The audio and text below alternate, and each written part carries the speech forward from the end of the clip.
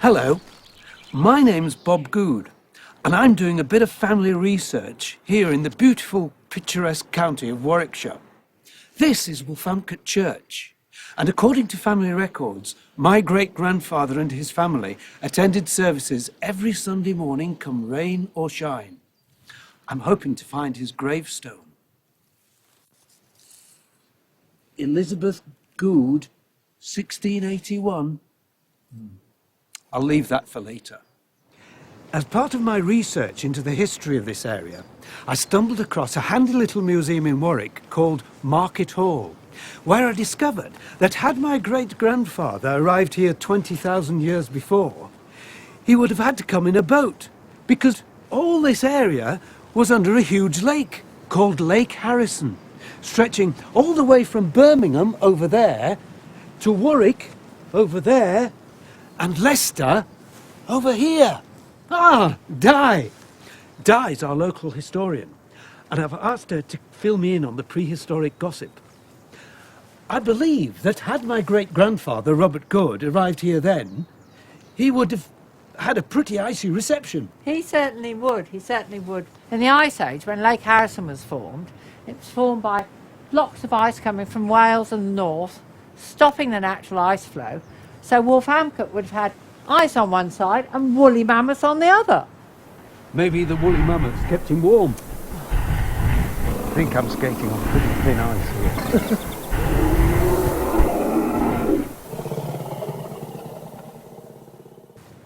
I find it incredible to think that so much history is in this soil, that this part of the world has seen so many changes. How far back do we know about?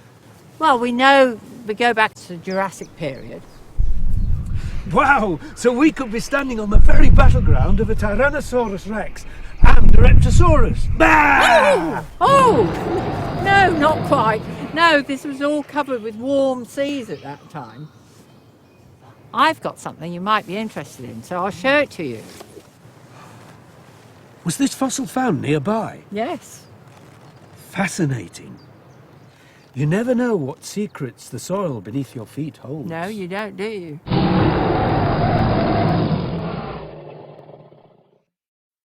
The rock underneath the soil at Wolfhamcote was laid down 140 to 200 million years ago in the Jurassic period.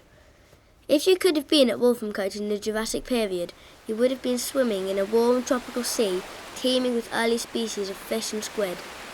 To the west, the Malvern Hills would have formed tropical islands covered in fern-like trees and undergrowth. The church is built from limestones formed in the Jurassic. The dark red staining comes from the iron-rich tropical soils washed into the Jurassic Sea from nearby islands. In some rocks you can find fish bones, ammonites and belemnites, Asian squid-like creatures. The fine sandy texture of the rock is caused by currents rolling the grains of limestone as they form.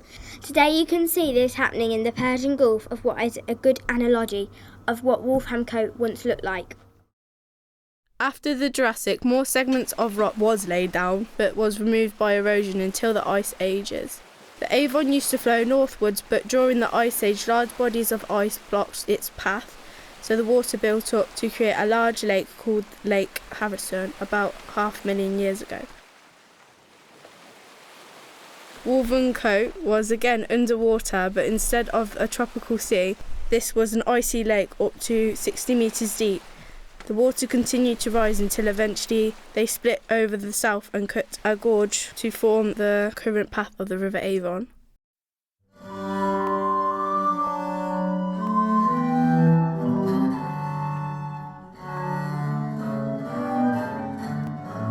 Now this is a fascinating area. It's even mentioned in the Domesday Book of 1086. It was quite a wealthy village at the time, as it had 7 ploughs with oxen, and oxen were very pricey. A bit like having your own top-of-the-range combined harvester, way beyond your average farmer's budget. This land is best seen from the air. You can still make out where, back in medieval times, they partitioned the fields into long strips to make the farmer's job easier. Seward, bring me the list of all the villagers that live on my land. It is the taxing time again, and we must make haste. Yes, Lord Thorkill. I have it prepared for you. Right, here we are. 4 free families, 4 slaves, 10... What does that say, Seward? Boarders, sire. Those who do the most menial of tasks. And that? Villains, sire. Peasant farmers. Like that fellow yonder. We have 7 in our midst. All with oxen. They have a goodly living. Indeed, they must bear the brunt of this tax with me. Wolfhamcote is worth 60 shillings to the crown this year. Inform the villains that they must plough my land well and give me goodly return from my blessed soil. And Seward, send me the architect. I wish to extend the manor house. As you know, Di is our resident historian. That looks very interesting. Can we have a look? Of course you can. It's a map of the village in the 12th and 13th century. Ah, here is the church and various houses. Ah, yes, this must be the great manor house. And what's this? Oh, it's a fish pond. I wonder if there are any sea dragons left over from the Jurassic era.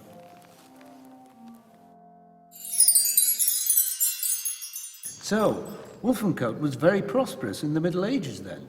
Oh yes, it was until between 1340 and 1350, when we had a decade of very bad summers and very bad winters, which drove a lot of people off the land, and those that remained were very weak. And then the plague came through and depopulated the area. Right. Well, sitting here isn't going to find my ancestors. So much history in this place. If these walls could talk, what stories they would tell. More than 1,000 years ago, our new king was King William. He came from France and conquered England in 1066. 20 years later, he had gathered together information about every house, field, plough and farm animal in his new kingdom. He put this in a book called the Domesday Book. In the 12 and 1300s, people owned land in narrow strips. They used oxen to pull a plough up and down their strip. This made piles of soil in the middle of the strip. When the plough pushed soil to the same side each time, they went up and down. This is now called ridge and furrow farming, and we can see farming from 700 years ago in today's fields in this area of Warwickshire. There were brickworks in each village, using the local clay in the ground. People built their houses and barns from bricks they made themselves and used wood from trees they cut down. They wore fur clothes which used from wool from the sheep and leather from the animal skirts. Rich people brought furs from other countries such as Scandinavia. They travelled in small carts pulled by horses. In the 1200s they built stone bridges and rivers over streams, so roads became a reliable way to travel. They ate what they could grow on their land: crops to make bread, animals for meat, milk and eggs, honey for bees, for sugar, and fermented wheat and barley for beer. Rich people drank wines from abroad also. In the 1300s the weather was dreadful for 30 years or so. In the 1350s it started to rain heavily and it kept on for 2 years, and so nothing ever had a chance to dry out. There was no harvest for 2 years. It was cold and wet, nothing would grow. Animals died or were eaten. People were starving. Some Wolfhamcote families moved away to find better times. Others stayed but were not strong and healthy.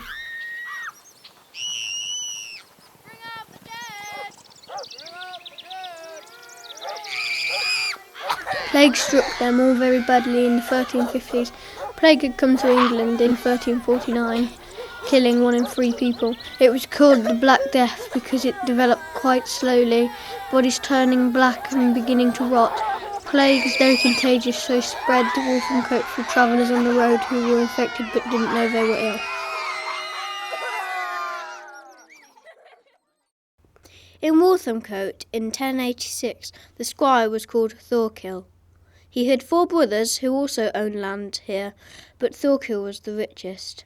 He owned 4 times as much land as his brothers put together.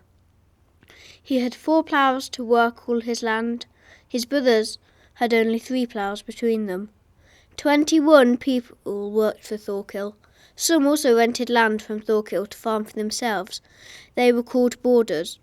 Some were labourers on the farm. They were called villeins. Thorkill charged the boarders rent and also decided how much extra tax they should pay as an extra levy. If they had good harvests on their land, Wolfhamcote was worth 60 shillings in 1086. Money coins were pennies, shillings, pounds and guineas. There was no paper money 1,000 years ago.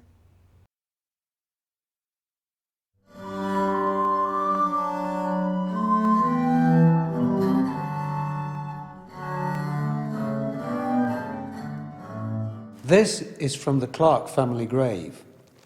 They lived in the manor and had their son Thomas baptised in this very church, St. Peter's, on the 27th of December, 1643. Nothing strange about that, you might say. But Walter and Elizabeth Clark lived in dangerous times, a time of war and pillage, and to be in Wolfhamcote in 1643 was to be in the midst of a bloody civil war, as Di, our resident historian, has been telling me. Oliver Cromwell's Roundheads pitted in battle against King Charles I's Cavaliers. It was a war that was to end with the execution of Charles I. And we were without a monarch for 11 years, the only time in our history.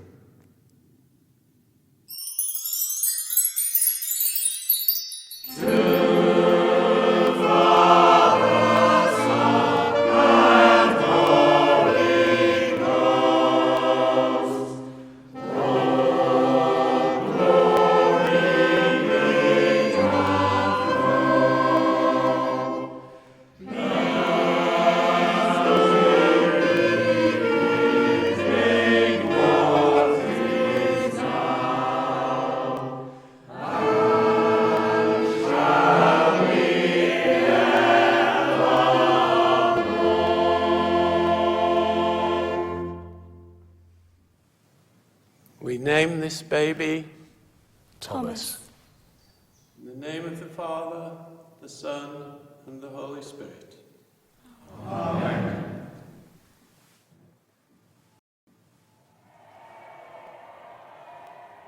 What do you think they will do? Nothing. This is a sacred place. They're just taking refuge until the next battle. Do they know that we're not for the war, and we support King Charles and the parliamentarians? My love, our side has to be for the king. We're not against Cromwell and his men, but we're being made to choose. I feel like our little village is in the eye of the storm. We're paying taxes on both sides. Yes, to protect our land and goods. And these soldiers, they have to live and eat too. But you hear such stories. The Squire of Shuckborough Hall. Hush now.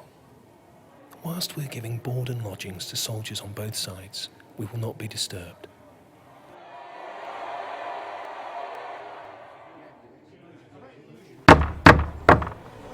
I'm frozen. He thinks it's a cold wind that blows us ill. Oh, stop your mithering. We have a bed at the manor house tonight, if we don't get the call to arms. What are the chances of that? Good. The parliamentarians who busy at Shuckborough Hall and celebrating the Squire's new lodgings at Warwick Castle. I don't fancy his chances in those dungeons. So count your blessings, and let's hope that this baptism is over quickly so that we can get to the manor house and rest our feet. Today is almost as cold as that night, last October, when we fought with the Squire of Shucksborough at Edgehill. I don't think I've ever been so cold. I thought I'd had it, when they got my leg. But here I am, to tell the tale. Reckon your blood froze, it was so parky. The other side were the same. They had no head for a battle after a night like that. No wonder Cromwell decided to keep himself warm at Shucksborough Hall. I was fired to keep his tootsies warm.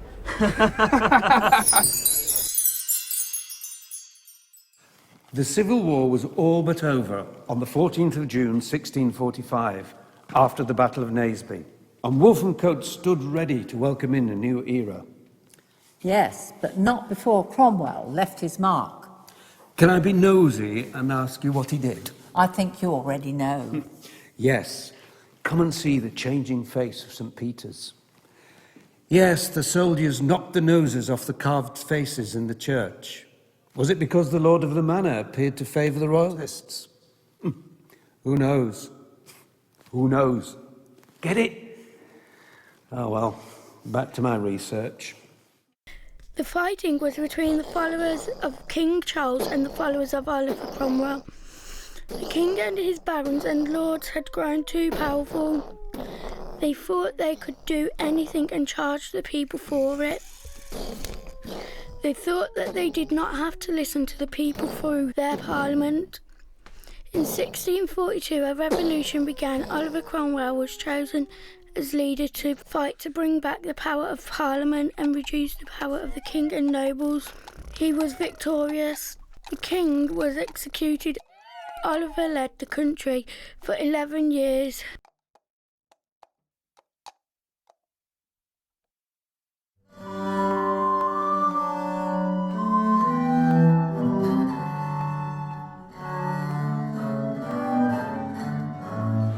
Well, here we are outside St. Peter's again. Why, these gargoyles have witnessed some events. Some say even the presence of royalty. It's not proven as there are no records of the visit, but in 1972, when the church was being restored, a discovery was made that suggested Wolfhamcote had a very important visitor to its flagstones. Whenever a royal visited a church, their coat of arms would be commissioned to a local artist. This is the coat of arms of Queen Anne. She reigned from 1702 until her death in 1714. As you can see, the date is 1711, which suggests that Queen Anne visited St. Peter's a year before the 1712 Church Act. She strongly supported this act, which sanctioned 50 churches to be built in London. They became known as the Queen Anne churches. Perhaps this visit inspired her.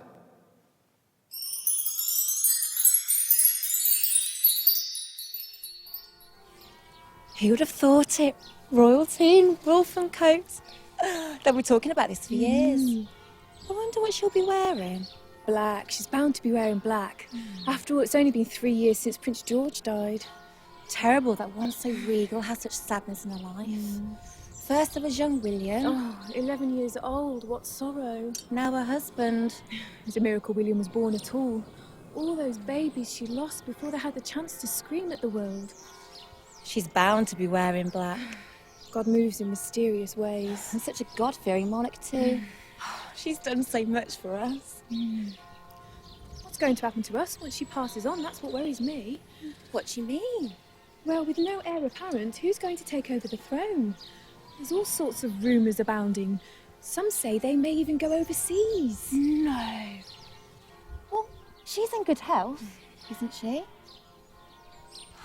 They say that she likes her food. They say the years have taken their toll. Oh, look, she's coming! Let's greet her!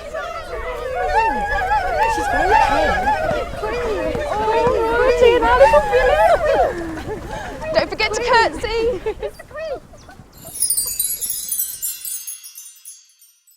The 1700s and 1800s see 200 years of building the infrastructure of the country, 200 years of workers living in the fields and building roads, canals and railways. They opened routes from south to north and east to west of the kingdom to increase trade and spread prosperity. The first canals were opened passing through Wolfhamcote in 1740. These are complicated to build. When you build a canal, you have to build bridges so people and animals can cross over. You need tunnels under the hills to keep the canal and water level. You have to follow the contours of the fields, finding the flat routes though. All this construction brought many workers to the area. They lived in shanty towns, several of which were of the Wolfhamcote fields.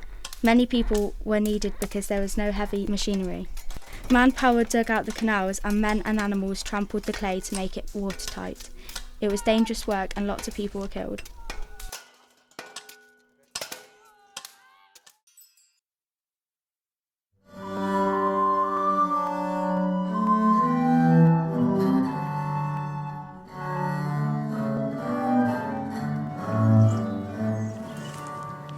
Di, I'm amazed by just how much has happened over the centuries in this one place. And there must be so many more stories to uncover. Yes, and the whole panorama around here is absolutely teeming with history. Being in the centre of England, it must have seen so many comings and goings. Wasn't there a time when all these fields were full of shanty towns? Oh, yes, yes, it was absolutely teeming with navvies. They came here to build the roads, the railways and the canals. I imagine that St Peter's Church was busy on Sundays then. I know they built a toll road in 1740, where the A45 lies now, over there. Yes, and they also built a contour canal in 1790 going right round there. Ah, canals, very important in the Industrial Revolution. They completed the Grand Union Canal in 1805. I guess they worked on that too. Oh, yes, and in 1790 they built the longest tunnel and the whole of the canal system at Braunston. Now that aqueduct over there, it's part of the Oxford Canal, built around the same time, isn't it? Yes, yes. And then the railways came. Oh, yes. They built the Daventry to Marton Railway in 1894. And then, where we're standing, they built the Great Central in 1890. And this was the first railway to be built with mechanical means. It was also the first railway to be closed by Dr. Beeching. I think great-grandfather was around at that time. I wonder what he would have made of the railways. Talking of which, I think I've made a breakthrough with a gravestone. It's been fascinating. All history is here. Come and see. Yes.